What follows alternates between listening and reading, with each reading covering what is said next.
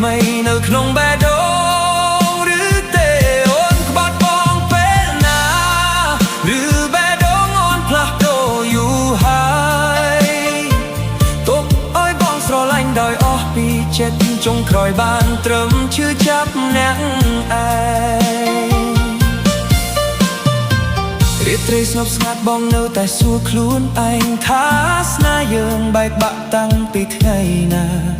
ពេលដែលអូននិយាយថានឿយហត់ឬពេលដែលអូនចាប់តាំងមិនសូវខ្វល់ពីបង